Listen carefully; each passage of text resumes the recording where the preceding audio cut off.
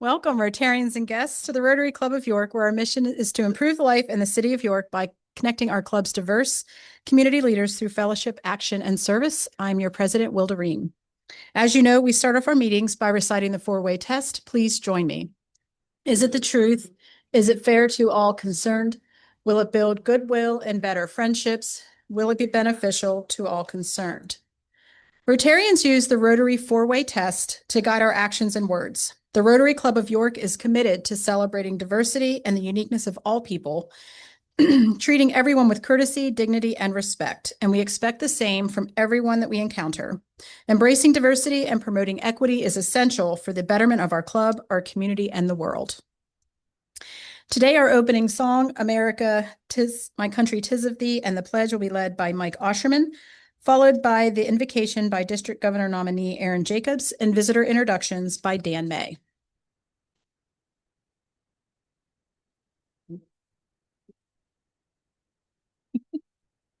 I hope I got the words right. All right, sing with me, if you will. My country, 'tis of thee, sweet land of liberty, of thee I sing.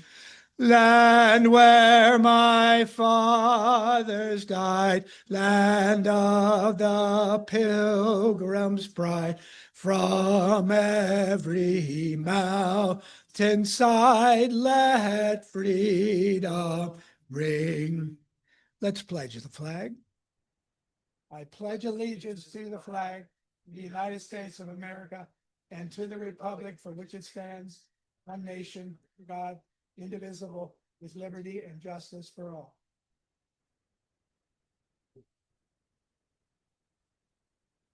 Rotarians, please join me.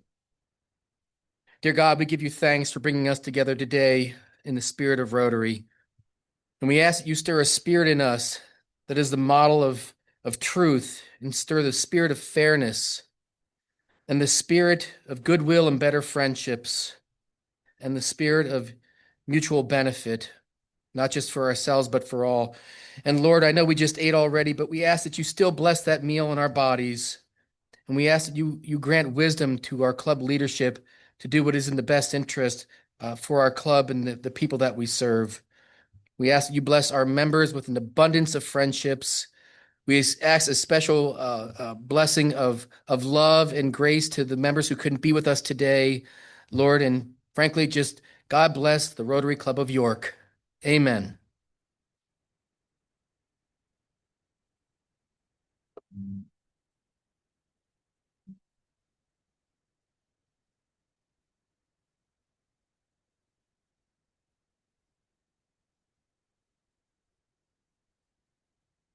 Good afternoon. I am pleased to have the honor of introducing our guests for today's meeting. When I call your name, please stand and remain standing until President Wilda has welcomed you. Kirsten Reinhardt, guest of Gina Spangler. Lisa Gallagher and Bob Bentley, guest of Natalie Gunderson. Amy Amato, guest of past District Governor Dick Brown. Allison Bradley, guest of Sarah Bradley. Kathleen Mastrilli, guest of Alyssa Barshinger. Paul Merrick, guest of Angela Merrick. Paul Schwarzer, guest of Mike Lowe. And Randy Parker, guest of John Kleindance.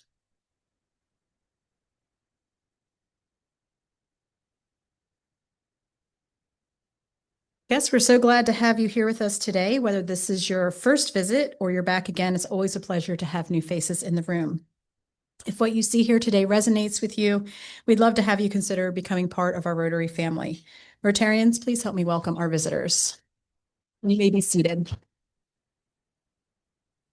And now for our announcements this week. Please send your well wishes for a speedy recovery to past President and past District Governor Patty Rooney. Patty had a stroke last week. He is home and recuperating. His speech has been affected, but fortunately his mobility was not. I will say Patty was instrumental in my Rotary leadership journey. He encouraged me to go to district trainings, roped me into serving on the district grants committee, and was relentless in planting seeds about being president someday. If you would like his address to send a card, please see Lynn or myself. And the Communications Committee will meet on February 10th at noon on Zoom. The PPE Committee will meet at 8 o'clock on February 11th on Zoom. And the Fundraising Projects Committee will meet on February 11th at 10:30 here at the Country Club. And now I invite Lisa Barshinger back to the podium on behalf of the Membership Engagement Committee.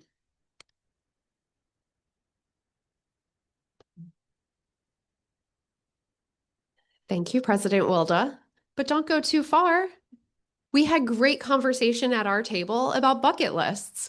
So Wilda, do you have a bucket list? And what's one thing on your bucket list, big or small?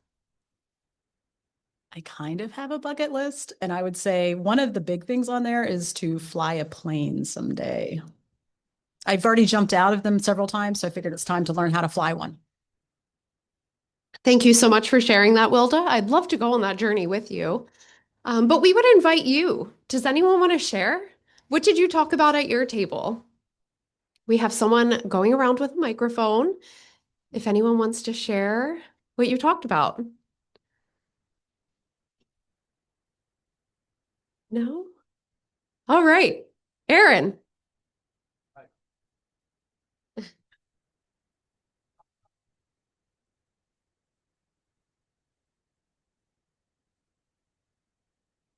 There are two things on my bucket list.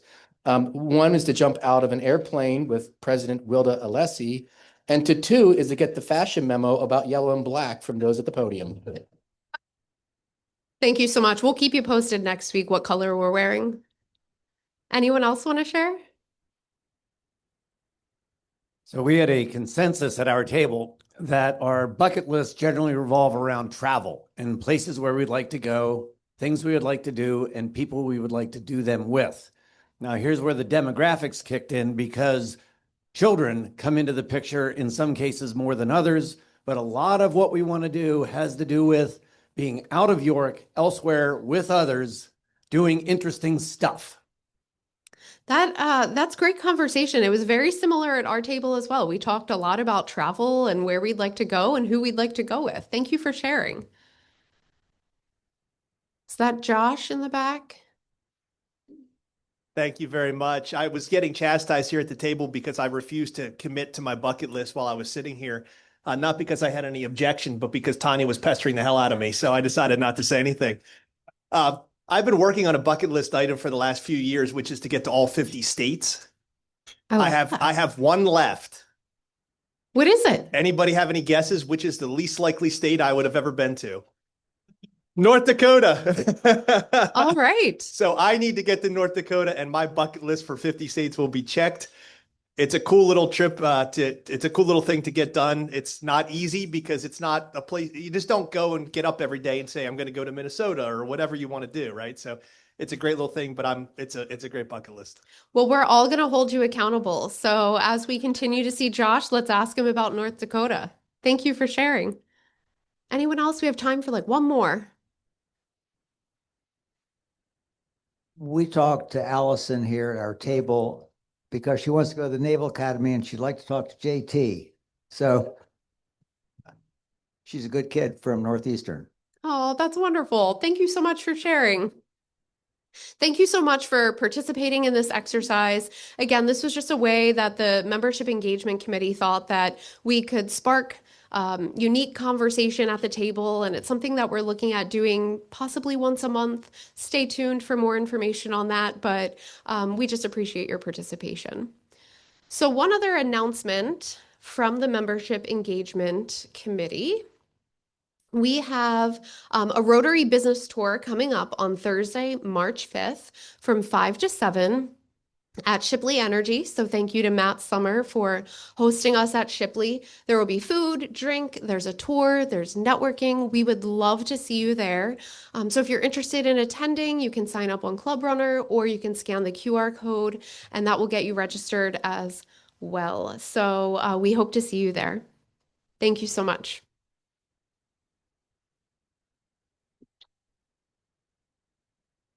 Thank you, Lisa. And since I'm apparently taking Erin skydiving, if anyone else is interested in joining us, please let us know.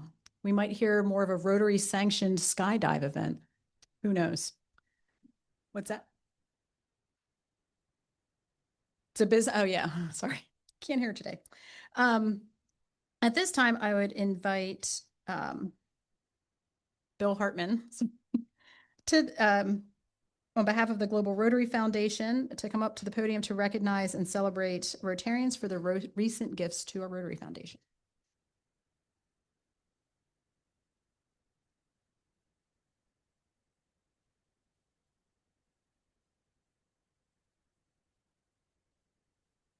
Good afternoon, fellow Rotarians. Last night, before I laid out my wardrobe for today, I looked at my calendar, and based on the 4 meetings I had scheduled, I did not include a necktie. And then this morning, my successor as chair of the Global Rotary Foundation Committee informed me that he was too sick to make this presentation that had been scheduled and asked if I would sub for him. And he also asked me to be sure to not forget to wear a tie like he did before his last presentation. So here I am reprising my role, which is fun because I think that the Global Rotary Foundation is an extraordinary organization that does a lot of good in the world. And there is a clicker somewhere. Oh, there it is. I see it. Okay, good. Doing good in the world. Yeah, it's great. It's a fabulous mission. I hope this mission resonates with everyone because not just based on its mission, but based on its excellent governance, its efficiency, and its effectiveness. The Global Rotary Foundation is one of the highest rated charities in the entire world. This next slide really tells you what the mission is, and I think, again, this is something we can all relate to. The Rotary Foundation helps the Rotary members advance world understanding, goodwill, and peace by improving health, providing quality education, and improving the environment while alleviating poverty. Certainly an excellent mission to have.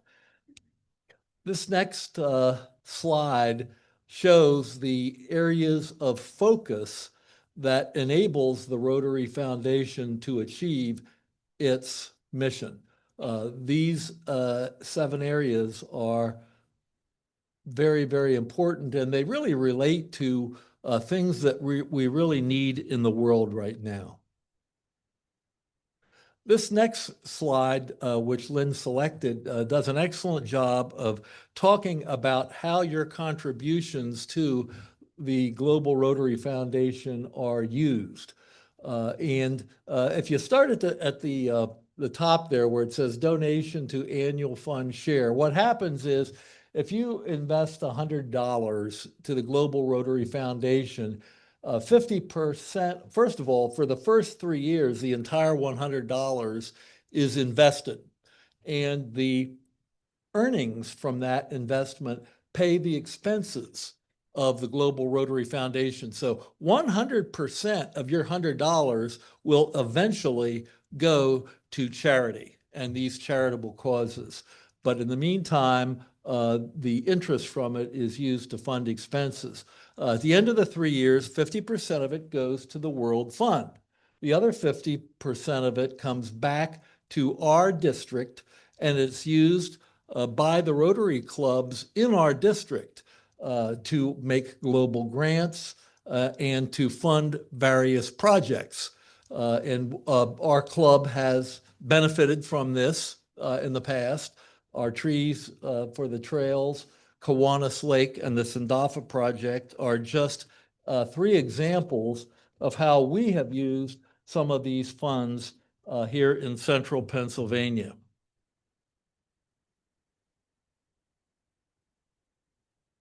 This slide is called Every Rotarian Every Year. In Evanston, the leaders of the foundation think that this is a great program to have as a goal, where every Rotarian every year would give something to the foundation.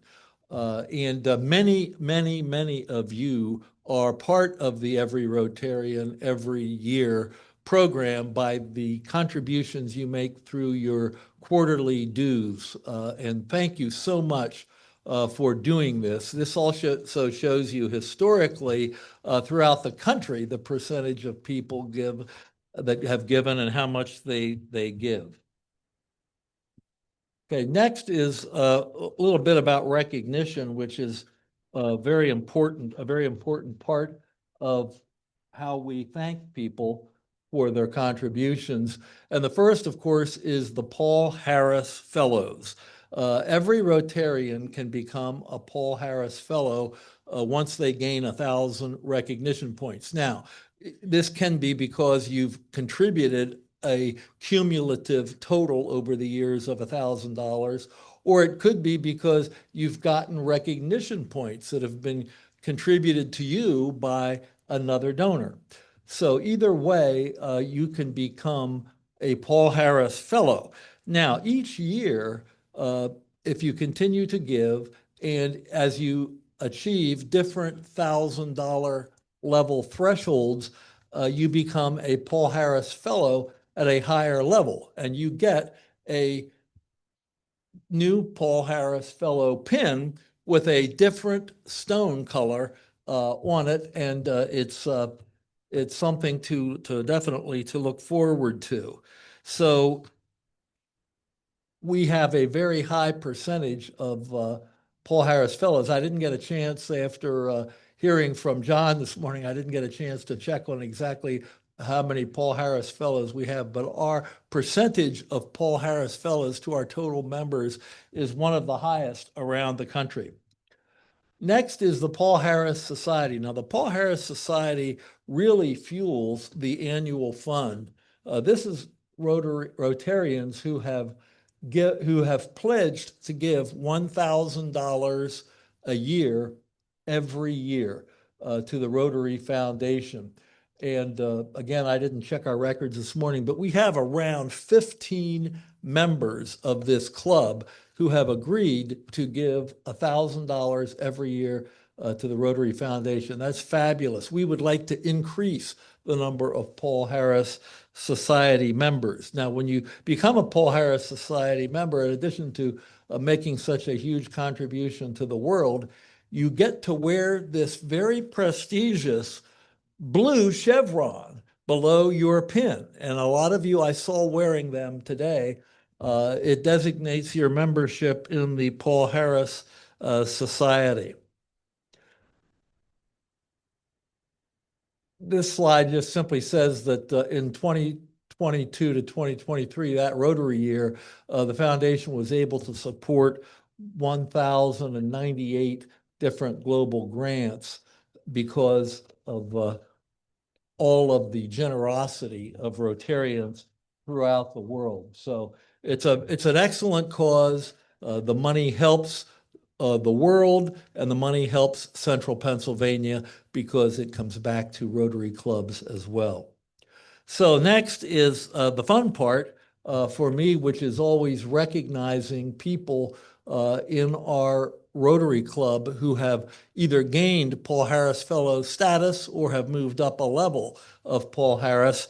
And I would now like to, with Wilda's help, she'll actually pass out the awards, recognize people. And it's always fun to see people get their first Paul Harris Fellowship. And the first one today is going to be presented to our host, the Chief Operating Officer of the Country Club, who has achieved a Paul Harris Fellow, Brian.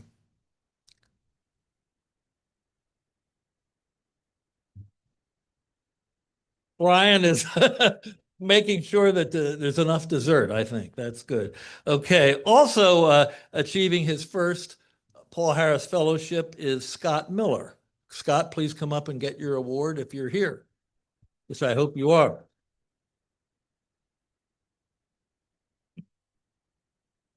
Next, we have three more Rotarians who are moving up the ranks of Paul Harris Fellowship into higher levels.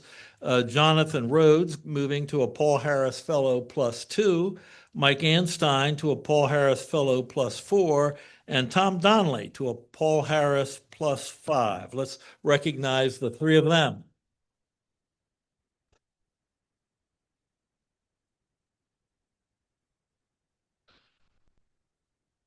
The next two, that's good, Tom. If you missed your workout this morning, that will more than make up for it. The next two Rotarians have advanced even further up the line. John Ulrich, who couldn't be here today, so Wilda will accept his award for him. And Bill Hunter has moved up to Paul Harris Fellow +7. That's terrific, Bill. Congratulations.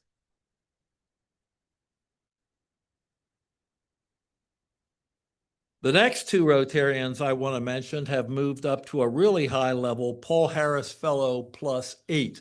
So basically, they're at a point where one more level of $1,000 will make them major donors because they will have achieved a cumulative total of giving of $10,000. The first one is not here. That's Bob Etzweiler. Ashley did accept for him and came in earlier to do that. But I'm hopeful that John Olkowski is here to accept his Paul Harris Fellow +8.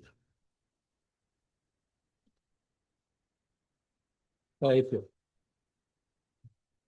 Lastly, and most importantly, we have another Rotarian, an outstanding true Rotarian, as so many of you are, who has agreed to join the Paul Harris Society and contribute $1,000 a year. Now, keep in mind when you do this, you do have the right to withdraw that if your financial circumstances change, but you're committing to $1,000 a year as long as you can do that. So we're thrilled that past President Rob Bowen has agreed to become a member of the Paul Harris Society.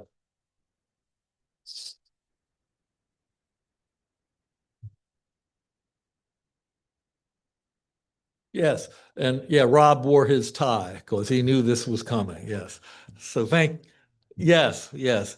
Oh, actually, he told me he's wearing the tie because one of my 4 meetings is with Rob, so he wanted he wanted to have a tie. So thank you all very much for all the work you do to help make our Rotary Club better, and for your generous financial contributions to the Global Rotary Foundation. Have a great day.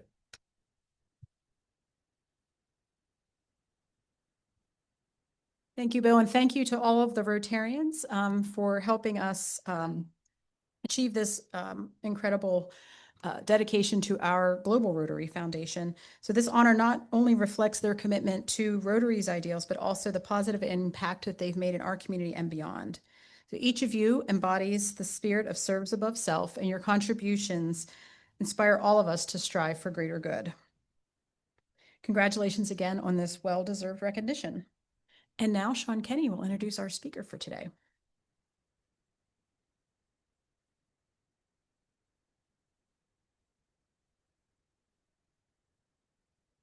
All right. I'll start with a confession. So our table talked about the bucket list and jumping out of airplanes, and I have had issues with heights and vertigo since I was a little kid. So they asked me if I would do it, and I said no. And it's weird the things that set you off, but one thing that sets me off is this freaking stage. I don't know why. This little 1-foot platform, every time I get up, I got a grip and I get the spins a little bit. So, and those of you who know me too, I like to set the bar low. So here we go, right? I've had I don't even know how we met, but I've known Fritz Schroeder for over 18 years.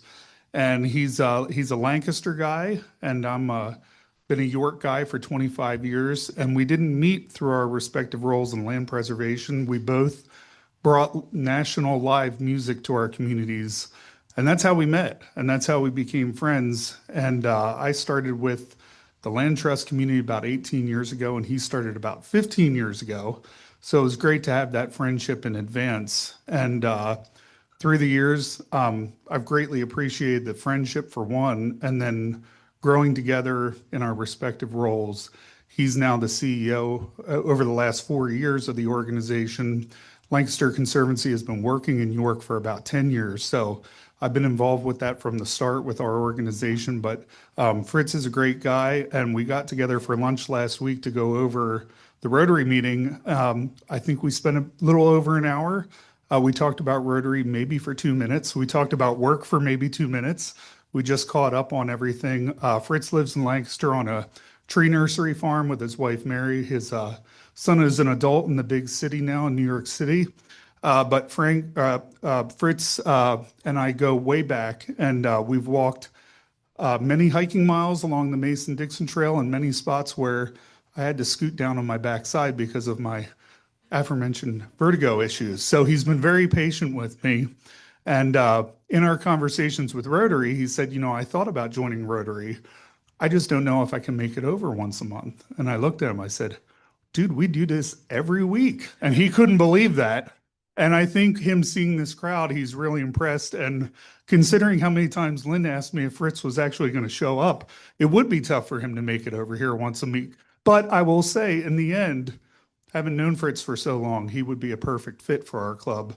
So maybe we can get him in Lancaster and eventually get him over here more. But so Fritz has been leading the Lancaster Conservancy for just about 4 years as CEO. And I asked him what he wanted me to read on his bio. And I said, never mind, I'm not going to read it. But I did open it up. And the only thing I'll mention is it referred to himself as the second most handsome man in land preservation in Pennsylvania, which I can just assume. Anyway, please welcome Fritz Schroeder to the stage.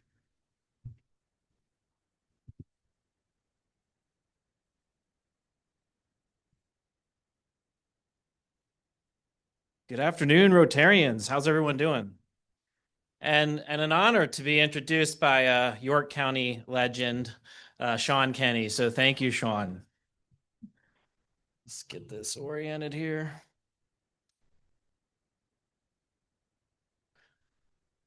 Guess reverse is not the way to go. So definitely an honor to be here with all of you. I have heard so many wonderful things about the Rotary Club of York, Pennsylvania. We were invited one time previously, and I was definitely bummed to be out of town. So to be here with all of you, you are legends across the river, by the way. Clubs don't gather like you do in Lancaster, Pennsylvania. And while there's a healthy rivalry between our two communities, I'm fifth generation Lancastrian, I've always looked with a ton of respect at York County, York City, and a lot of our work, of course, is along the river, the Susquehanna River. And many people have addressed that as the Great Divide, and we really address it as the Great Connector. The connector of our two communities. When it comes to land protection and the work that the Lancaster Conservancy does, municipal boundaries should really fall away. The way we do our work, how we look at an ecoregion or the rolling hills of the Susquehanna River is a collaborative effort. And Sean and the Farm and Natural Lands Trust of York County have been a great partner from the inception of our first acquisition in York County. So our mission is providing wild and forested lands and clean waterways for our community forever. We have three core ways that we do that. We protect land, remaining forest and stream buffers through fee simple acquisition, which is a majority of the work we do, which means that we actually go out and acquire that land, often at market rate, working with property owners, sometimes forested land that's been in families for generations. Occasionally it's donated, occasionally there's a partial donation, but a majority of the time they are looking to protect their land but move on from it and get a good, strong economic return. And so we work with them sometimes for years to figure out how to leverage local financing and raise the money to protect that land. And I'll go into some of those recent acquisitions here along the river in York County. Then we restore it. If we take on the responsibility of managing it, we are then responsible for it in perpetuity, forever. We were founded as a land trust in 1969, and since that time, we have protected thousands of acres that we are now responsible for managing. And that is a large undertaking, and one that we take very, very seriously. So it's not just the management of the land, it's the restoration of the land. It's how do we create access to that land to bring the community to these incredible natural resources. And then finally, education. How do we educate the community, both as adults who are active in our community, bring them to our nature preserves, but then that next generation. If we are in the forever business, we need to be thinking 25 and 50 years ahead, both with how we restore the land, but then how we engage the community long term. These are some of the stats. Currently 11,000 acres protected, 60 miles of trails and growing, 49 miles of streams, 50 unique nature preserves, and 274 acres of wetlands on the nearly 11,000 or over 11,000 acres protected. This is what the preserve map looks like. You can see the whole of Lancaster County there, and then you can see the river corridor. The area highlighted in green is a huge part of our focus, and that's 12 unique nature preserves in York County alone. But we do focus on the municipalities that border the Susquehanna River as our primary focus in York County. And that's because of this statewide designation. It's called a conservation landscape. It's the Susquehanna Riverlands Conservation Landscape. And this is one of 8 conservation landscapes around the state, and it's a partnership between ourselves and the Department of Conservation and Natural Resources. It was founded in 2010.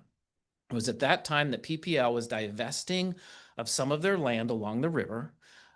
They were, of course, going from a state entity to a private entity, and DCNR, the Department of Conservation and Natural Resources, said we have to protect some of this land. We have to make sure it's protected in perpetuity. And we started conversations with them and with all the local land trust leaders here in York County and Lancaster County about the best way to make sure that that land was protected long-term, and ultimately decided to become the caretakers of that land. At that time, it was about 1,500 acres in the Riverlands, both in Lancaster and York counties. A few preserves at that time transferred to us. Today, it's over 7,300 acres in the Riverlands and growing, with over 3,900 acres in York County, 2,741 under management, and as I said, 12 unique nature preserves. A lot of money has been invested by the state, by the way, in this region. You can see there, DCNR has invested just in land protections over 31 million. But if you look at the entire corridor, if you look at the investment that's gone into Wrightsville, Columbia, Marietta, that's gone into the rail trails, this great investment in outdoor recreation economy that's really being led by York County and the York Economic Alliance in York County, but then on the river, it's over $100 million that's been invested in access and preservation within the river corridor.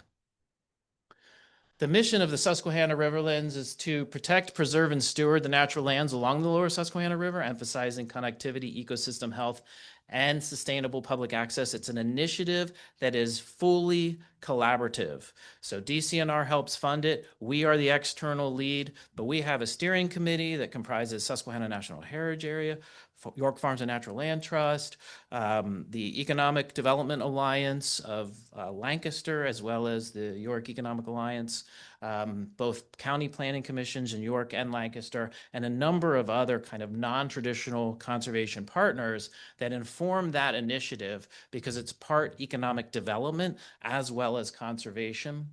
And we just completed an updated strategic plan.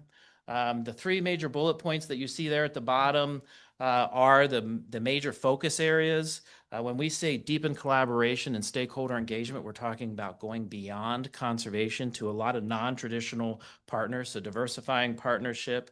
Goal number 2, advance land stewardship, access, and regional impact, is to the core of what land trusts actually do. We want to strengthen land and water stewardship and expand and improve public access and recreation. So, of course, clean water initiatives and cleaning up our streams and rivers and cleaning up the Susquehanna is a huge priority from a conservation standpoint, both in Lancaster and York counties. But then access, to these beautiful natural areas is equally important, that we all can get out and enjoy them.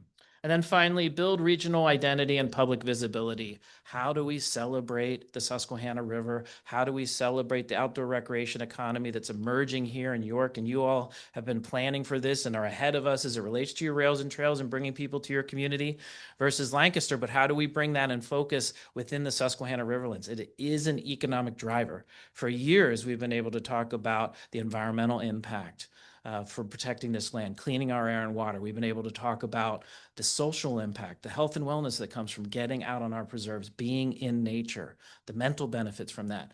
And we knew that the economic impact was there, but we didn't know how to quantify it. And now with the outdoor recreation economy emerging, it being such a huge issue for Pennsylvania, right? $8 billion economy on an annual basis just in Pennsylvania. What does that look like to drive livability and economic development in our communities? And that's a huge part of our effort and focus moving forward, something we're really excited to tell the story about.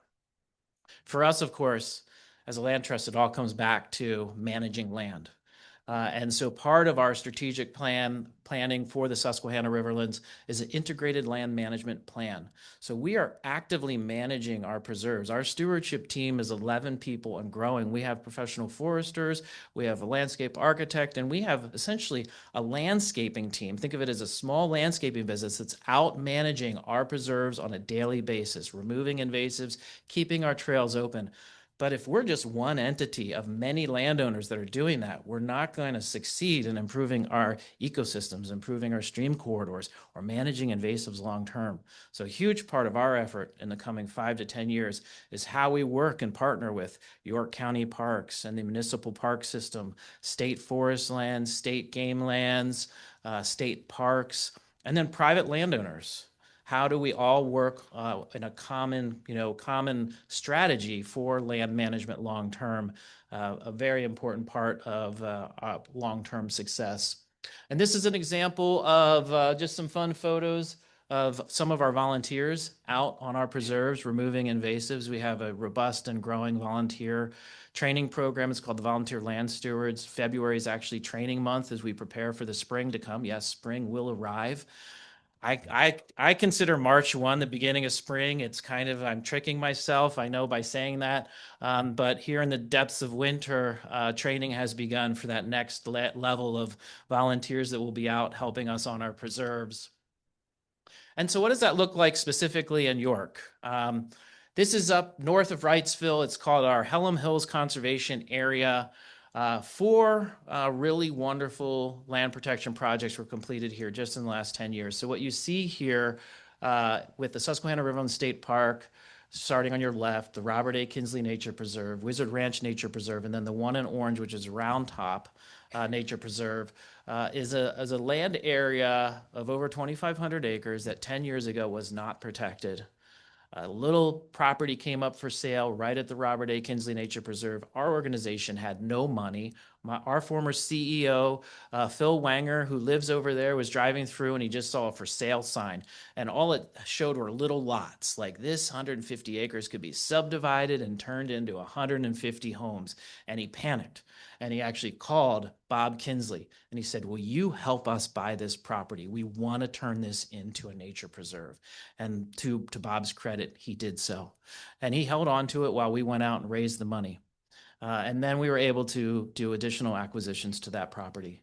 At the same time, Wizard Ranch came up for sale. It's a Boy Scout camp that's used every 4 years. And they were looking to divest of that. So we acquired that. Moving ahead now, these are now open preserves to the public. Robert A. Kinsley Nature Preserve, we're planning a full parking lot and universal access trails. So as I talk about access and we talk about the river hills, these are not always easy hikes. So we've really taken on an effort to develop easily navigable trails that are actually universally accessed. So they're 6 foot wide, flat trails that any mobility can walk. So you could be a young family with strollers and kids, to someone in a wheelchair or using some sort of mobility supportive device where you can navigate these trails. And so 2026, we'll do the engineering and planning for the Robert A. Kinsley Nature Preserve. It's nearly $1 million project for parking lot, 30-car parking lot, and this universal access trail. We've raised about 750 of that $1 million. And then in 2027, that will go under construction and that preserve will be fully open. We're also taking on a full restoration at Wizard Ranch. This is a 275-acre nature preserve. That's not what nature's supposed to look like, by the way. That's canopy collapse. That's invasives moving into a forested land and completely overgrowing it. And because this preserve was not managed other than every 4 years for the scouts, it was in full canopy collapse, the entire preserve. It also has a compromised stream corridor and wetland, nearly 20 acres. So we have been actively restoring this property. You can see the stream corridor running through there. Just 2 years ago, we opened all of these trails, even as active restoration is happening here at Wizard Ranch. And by a show of hands, has anyone been to visit or hike Wizard Ranch? All right, well, thank you. This summer, it's going to undergo a major additional restoration of the stream corridor. This is an image of what it looks like. If you remember a few short years ago, there's a major storm that washed out the road right near the Accomack Inn. This is the land uphill from this. This is the stream corridor that's fully compromised. And this will be a full restoration, including the restoration of the 4-acre wetland. And hopefully something like that will never happen again. We're really excited to have this fully restored. It's a multi-million-dollar project. It's going to be a mitigation project. And once it's open, it will be interpreted and we'll be able to use it for education for York City school youth, York County youth, as well as our volunteer programs. Which brings me to the historic Hellam Preserve. This was one of our major acquisitions last year. This is just about 2 miles inland from Wizard Ranch. This was owned by the Graham family.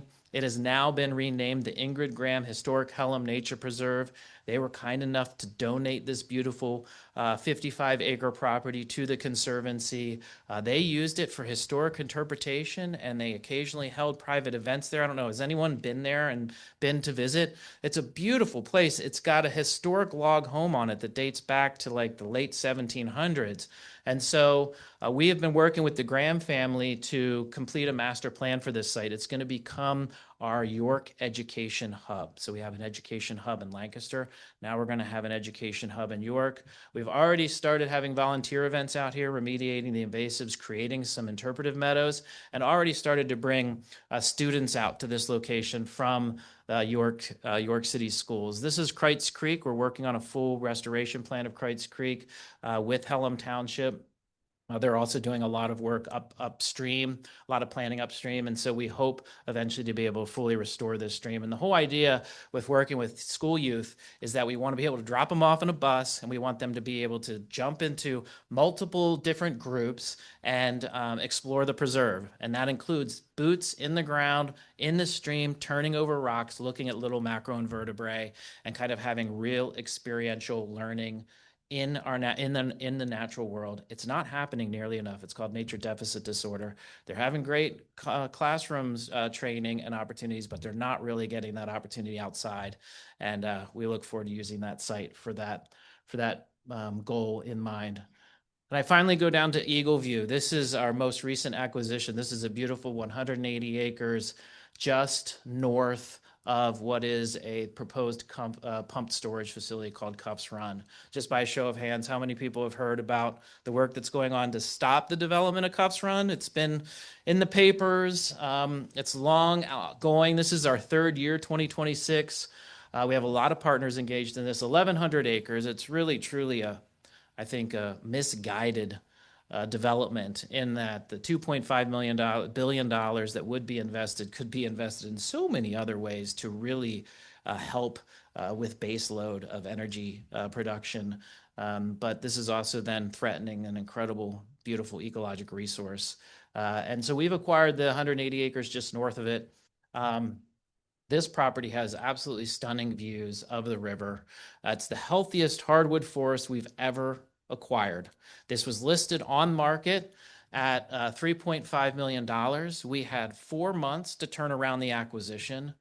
We had to go out and figure out how we're going to be able to invest that kind of money. And we were competing against someone who was going to clear cut the entire 180 acres, log it for nearly $1 million of board feet of lumber. And so fortunately, the property owner, they wanted their full market value of 3.5, but they did not want to see it clear cut. So they were willing to work with us if we could come up for the money for the asking price, which we were able to do. And now we're backfilling. And backfilling means is that we took the money from a fund, but now we got to replenish it. We're at 2.6 of the 3.5 million. York County came in. Thanks to anyone who's working with York County. We get $300,000 from the Open Space and Conservation Fund, also from DCNR and several private foundations. And then it'll cost about another $500,000 to open this. It's not currently open to the public, but we'll be trying to raise that money in the coming years and hope to have this open in 2028. But that's just kind of a little bit behind the scenes of how we go about doing our acquisitions. And this is just stunning. We actually will have some events here this year. So if you're interested in coming out and seeing any of these preserves, Wizard Ranch, Robert A. Kinsley, they're open. We have preserve brochures. You can go on our website, lancasterconservancy.org, and you can see them. You can get the trail guide and you can go visit them. This is open by invitation. We're going to be doing some interpretive events of this site. This is the front lawn looking out up over that view. You can see High Point to the left, the Conjeheela Flats to the right. It's stunning. And when we open this to the public in Chanceford Township, it is going to be a game changer for us. And we're incredibly excited to have that as an anchor in that community as we continue to defend Cuffs Run and as we continue to try to protect more land in that region. So here are all the entities that are working together to prevent Cuffs Run. The legal battle has been over $150,000 invested. I'm proud to say Farm and Natural Lands Trust have contributed. Susquehanna National Heritage Area has contributed. Chesapeake Bay Foundation is a partner. Lower Susquehanna Riverkeeper are partners. We've hired a law firm out of DC essentially to challenge FERC's ruling on a preliminary permit because we don't believe, they've done this 5 times, we don't believe that they should just be able to give a preliminary permit to anybody and have them hold a community hostage for 48 years, which is essentially what's happening. It's incredibly misguided process, and we are challenging that decision and should know by the end of this year whether it'll be stopped. And I think I went through a lot of the facts about why this shouldn't be developed. Most of that land is really high quality agricultural land or very mature forest land. Cuffs Run is one of the most rural areas in York County. It is hard to get to this stream corridor along the Mason-Dixon Trail. And if you ever do it, you're going to earn it. You're really going to earn it. It is a tough, tough hike, but it is stunningly beautiful. It is an incredibly special place. And pump storage, as I said, just not, I think, we don't believe that it's the right investment at the right place at the wrong time. As I mentioned previously, over 100 million invested in this landscape. That's actually the view of the Mason-Dixon Trail going through Cuffs Run. We will continue to fight to make sure it's protected long term, pristine stretch of the river. And when they put in a pump storage facility, that 1,100 acres, they're going to fence it off. 500 acres, 600 acres becomes the reservoir, becomes the large pond. And there's just a lot of problem issues with that. Muddy Run is an example of what it would look like right across the river in Lancaster County. That's a technology from the 60s. The technology hasn't really changed, and there's only 40 of these existing in the United States, and they're actually decommissioning them in most places, and the technology really hasn't changed. So you think about $2.5 billion, you think about the natural gas industry in the state, and you think about what we could do for baseload if we were to invest $2.5 billion into any other technology, and I think the economic argument begins to melt away. So there's just one final view of that. I think this is the wrap up of the presentation. I don't know how I did on time. Hopefully I did okay. And I just want to shout out Lynn. You know, Lynn used to work in Lancaster. We miss you tremendously, Lynn. And you guys got a rock star over here, which makes sense given how robust your club is. And do you really meet every week?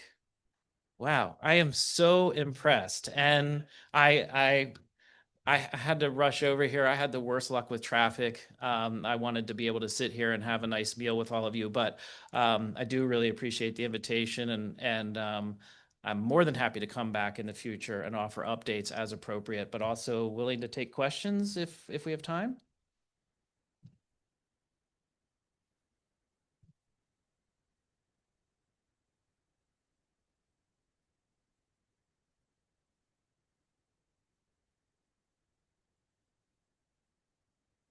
Thank you, Fritz, for a wonderful presentation. One of the things on my bucket list is to go to the Serpentine Barrens in Lancaster County, and I'm curious whether that's part of your conservancy or not. We had one preserve in the Serpentine Barrens, which we just turned over to the state. It's called Rock Springs. It was actually just announced. Serpentine Barrens, beautiful, beautiful, unique region, right? Eco region within our larger eco region. Really challenging to maintain. It takes constant fire. You actually don't want the brush shrub layer to build up in this really unique rock region, and it houses a lot of different types of insects and amphibians, and has one endangered species. Rock Springs did. It was a green-necked snake. And because there was an endangered species there, we were not able to manage it the way we wanted to. So over a number of years in discussion with DCNR, we actually turned it back over to the state forest. Pennsylvania State Forestry manages a number of those unique areas along the Susquehanna River. Stunning and fun and amazing to go and visit. Yeah. Do you have sister organizations north or south of Lancaster and York protecting the river in Maryland or further north? And do we have any interaction with such organizations? Yeah, really interesting question. I mean, the land trust community in Pennsylvania is robust, so there's definitely a lot happening up and down the river. South of here, you get into, of course, the state of Maryland. There's a lot of collaboration happening around the cleaning up of the Susquehanna River and ultimately the Chesapeake Bay. The strength of those organizations varies, quite frankly. You go up into Lebanon and Dauphin counties, we have, sister organizations that are doing a lot of good easement work, maybe not looking kind of bigger, broader at like the intact landscape and how we protect it. If you go up further north to like the Kittatinny Ridge, really a lot of great land protection happening there. So I would say that it is a growing focus, but the land trust industry has its own challenges, just like everyone else. I would say the majority of the focus is here south, just because of the pollution that is coming from Lancaster County, in particular, as far as nitrogen, phosphorus, and sediment. And so a lot of that focus is in Lancaster County on cleaning up the streams and rivers and the impact it has on the Susquehanna heading south towards the bay.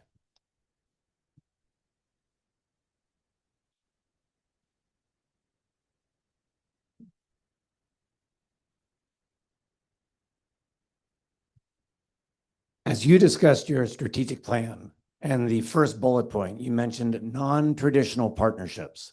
Could you give some examples and a sense of how they will make things different?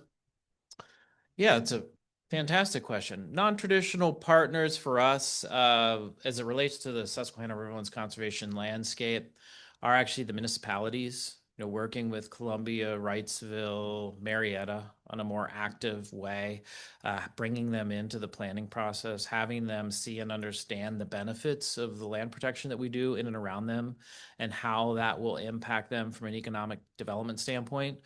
You can look at those communities now and say that they get it, but 10 years ago, it was quite a lift even to get like the Northwest River Trail put in place.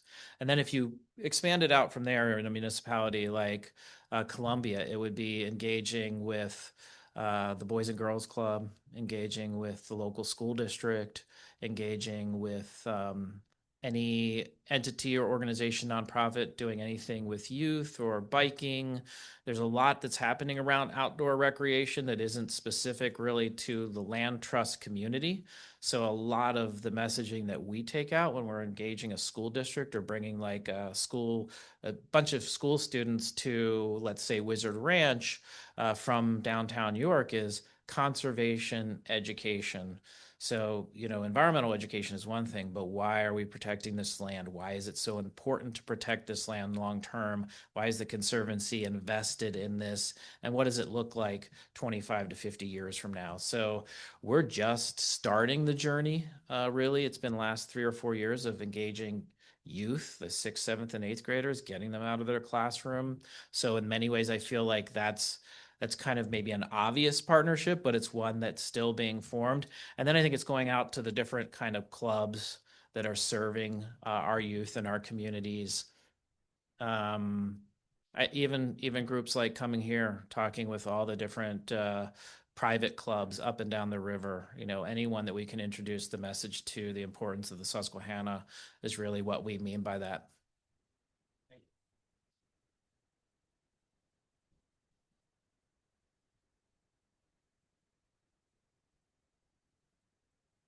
Thank you for being here. A few years ago, we had a speaker here who discussed the benefits and comparative efficiencies of riparian buffers along our various small waterways, and how, cleaning up the river and cleaning up the bay would be so much more efficient if more and more of the streams had these buffers. Do you have any sense of where we stand in terms of the progress in rebuilding riparian buffers around the area? Fantastic question. I know more about Lancaster than I do York as it relates to stream corridor restoration. And I feel like Lancaster is doing a pretty good job. It is a huge heavy lift. It's billions of dollars of investment long term. What we're seeing between the two communities is a lot of the Bay organizations bringing funding to the region. So Chesapeake Bay Foundation, Alliance for the Chesapeake Bay, Stroud Water Research, which is actually a Pennsylvania-based entity, and then the farm land trusts. Even what Sean's doing, we're seeing more focus on restoration of the corridors. It's slow going, but I do think that Lancaster's put a model together where we have the Clean Water Partners that is essentially a central entity that's leading that. And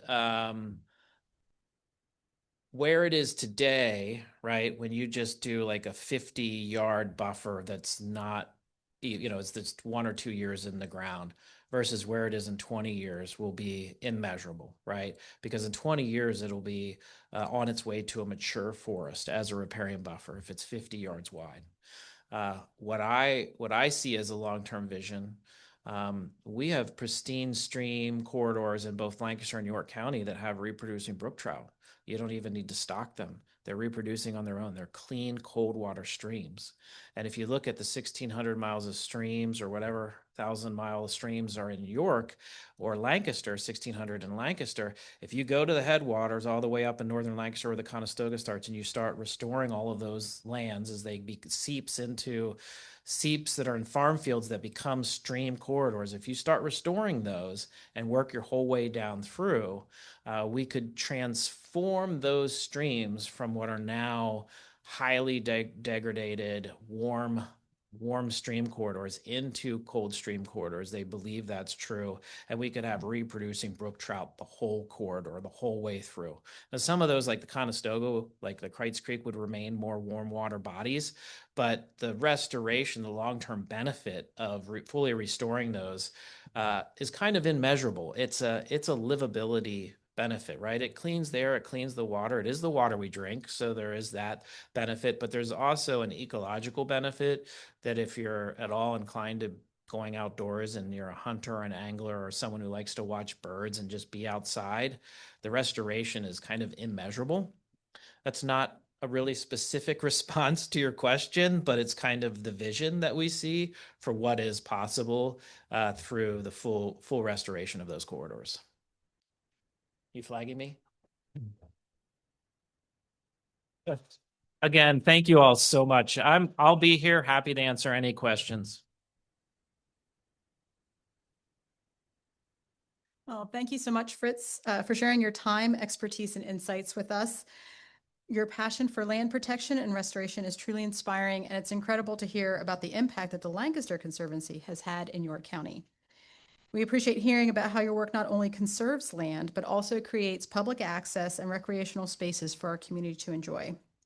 So on behalf of everyone here, thank you again for your thoughtful presentation and for your ongoing commitment to preserving our environment and making it accessible for all. And I have to say, when I first met you, I think last year, I think one of my first questions is like, how do you work with Sean? Very protective, like, why are you coming over to York? But it's been great. It's not on my bucket list, but it is one of my to-dos is to hit as many of the hiking trails as possible that you've made possible for us in our community. So thank you again. Our speakers signed a book to be donated to the YWCA York's Early Childhood Education Program, along with a bookmark made by students at Creative York. And we're still on an octopus kick with Octo Pants and the missing pirate underpants. Next week, we will hear from Rotarian Jamie Norpel, Director of the York County Safety Collab. The York County Safety Collab unites law enforcement, community leaders, and residents around shared goals, reducing violence, strengthening relationships, and expanding opportunities for our youth. Jamie will speak on how their work is guided by the belief that if we are safer together and that working together, that we are safer together and working together helps create thriving, connected neighborhoods for everyone. With that, our meeting is adjourned.